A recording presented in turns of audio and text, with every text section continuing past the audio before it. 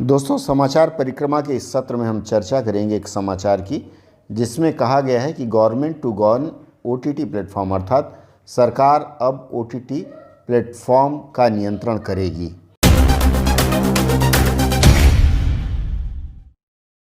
सबसे पहले तो हम यह जानें ओटीटी है क्या।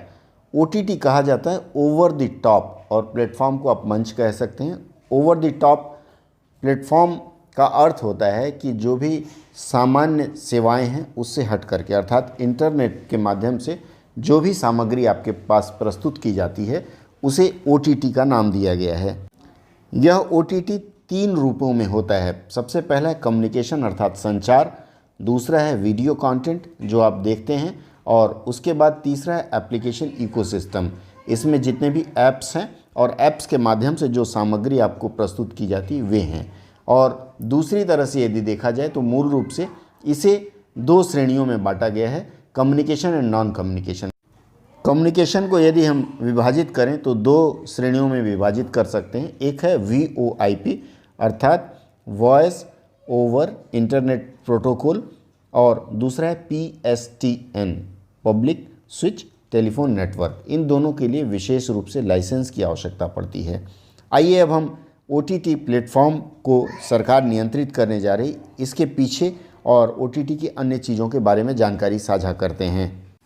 OTT प्लेटफॉर्म में नेटफ्लिक्स और इस तरह की जितनी संस्थाएं हैं जो आपको वीडियो दे रही हैं, उसमें यूट्यूब का भी नाम आता है, तो ये सारी संस्थाएं उसमें आती हैं।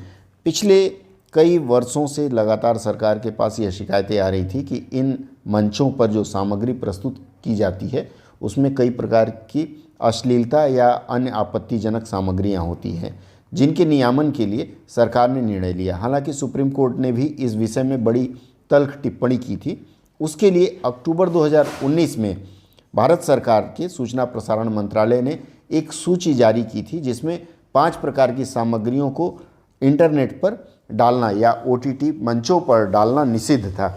जिसमें सबसे पहला है कि भारत के राष्ट्रध्वज या राष्ट्र चिन्ह की अवमानना वाले दृश्य या उस प्रकार की सामग्री, इसके अलावा चाइल्ड पोर्नोग्राफी अर्थात किसी भी बालक के नग्न चित्र या फिर अश्लील दृश्य न दिखाई देना, धार्मिक दुर्भावना या धार्मिक उन्माद को बढ़ावा देने वाली सामग्री, आतंकवाद को प्रश्रय देने वाली सामग्री या उसको बढ़ावा देने वाली सामग्री, या फिर विधि के अनुसार ऐसी कोई सामग्री जिसको बैन कर रखा हो, अवैध कर रखा हो, ऐसी सामग्री का प्रसारण निषिद्ध था।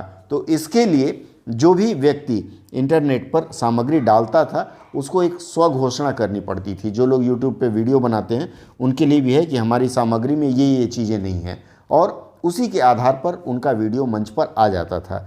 लेकिन देखा गया कि यह अपने आप में परिपूर्ण नहीं है, और अभी हाल ही में इतने अधिक वेब सीरीज़ बने जिसमें अश्लीलता की तो हद हो गई, और उसके खिलाफ शिकायतें सुप्रीम कोर्ट तक पहुंची। इन समस्त समस्याओं से निपटने के लिए सूचना और प्रसारण मंत्रालय ने बुधवार दिनांक 11 नवंबर को एक नियम बनाने का फैसला किया, और इसके लिए भारत के माननीय राष्ट्रपति महोदय द्वारा एक गजट अधिसूचना भी जारी की गई, जिसके अंतर्गत इसके ऊपर नियम बनाने की बात आई। अब आइए देखते हैं कि जो भी मीडिया है, जो भी संचार माध्यम है, उसके नियंत्रण के लिए कौन कौन से नियामक संस्थान हैं। सबसे पहला आता है प्रेस काउंसिल ऑफ इंडिया, जिसका काम है प्रिंट मीडिया, प्रिंट माध्यम से जो भी चीज़ है उनका नियंत्रण या नियमन करना। उसके बाद दूसरी संस्था है न्यूज़ ब्रॉडकास्टिंग एसोसिएशन NBA। इनका काम है जितने भी समाचार के चैनल हैं उनका नियमन करना और उनका नियंत्रण करना। उसके बाद आता है advertising standard council of India, जिसका काम है जितने भी प्रकार के विज्ञापन आते हैं उनका नियमन और उनका नियंत्रण। Central board of film certification अर्थात केंद्रीय फिल्म प्रमाणन बोर्ड है CBFC, जो फिल्मों का नियंत्रण करती है या उनकी देखरेख करती है। इसके अलावा internet and mobile association of India है, जिसमें जितने भी इंटरनेट पर सामग्री उपलब्ध कराने वाले प्रदाता हैं, इन लोगों का यह एक अलग मंच है जो समय समय पर सरकार तक अपनी बातें पहुंचाती हैं। अब आता है cable television network regulation act 1995 में बना था, जिसमें केबल पर केबल टीवी के माध्यम से जो भी सूचनाएं प्रसारित की जाती थी उनका नियमन और नियंत्रण किया जाता है। इसके अलावा इलेक्ट्रॉनिक मीडिया मॉनिटरिंग सेंटर, यह एक केंद्र स्थापित हुआ था सन 2008 में। यह कयास लगाया जा रहा है कि ये दोनों cable television network regulation act के अंतर्गत या फिर इलेक्ट्रॉनिक मीडिया मॉनिटरिंग सेंटर इस पर नियंत्रण का कार्य कर सकती है। इसमें एक बात और हो सकती है कि कुछ लोगों को इस बात पर आपत्ति हो सकती है कि यह हमारे अभिव्यक्ति की आज़ादी का हनन है। इस संबंध में आपको बताऊं कि भारत के संविधान का अनुच्छेद 19(2) आर्टिकल 19(2) यह कहता है कि सरकार चाहे तो नियत कारण या कुछ विशेष कारणों से ये जो फ्रीडम ऑफ स्पीच है, अभिव्यक्ति की आज़ादी है, इसके ऊपर नियंत्रण लगा सकती है। इसके अलावा आईटी एक्ट, सूचना तकनीकी अधिनियम की धारा 69(69)(a) के अंतर्गत यह व्यक्त है कि केंद्र सरकार या भारत सरकार की कोई संस्था ऐसी किसी भी सामग्री को जिससे आपत्तिजनक पाया जाए कंप्यूटर के प्रसारण पर या कंप्यूटर के माध्यम से रोक लगा सकती है। यदि आप देखें तो सिंगापुर और यूके में ओटीटी के नियामक हैं। इसके अलावा ऑस्ट्रेलिया में बीएसए है 1992 में जिसकी स्थापना हुई थी।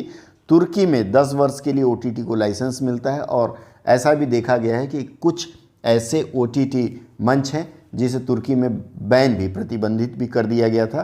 तुर्की, सऊदी अरब में तो इसके लिए बड़े कठोर कानून हैं।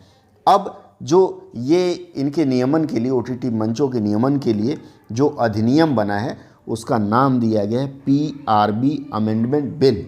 पीआरबी अमेंडमेंट बिल अर्थात press and registration of books अधिनियम है। इसके अंतर्गत आपको चीज़ों के लाइसेंस लेने की आवश्यकता पड़ सकती है या नियमन जो भी आने वाला समय बताएगा, लेकिन यह तो तय है कि आने वाले समय में जो भी सामग्री ऑनलाइन प्लेटफॉर्म अर्थात नेटफ्लिक्स, G+ और इस तरह की तमाम चीज़ें हैं, उसमें यूट्यूब भी आता है, तो उस पर जो भी सामग्री आएगी उनके नियमन के लिए सरकार कोई सख्त नियम बनाएगी।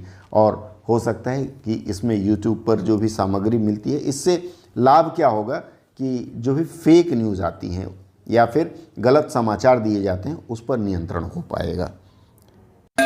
मित्रों, इस प्रकार की अन्य सामग्री भी जल्द ही आपके पास आती रहेगी।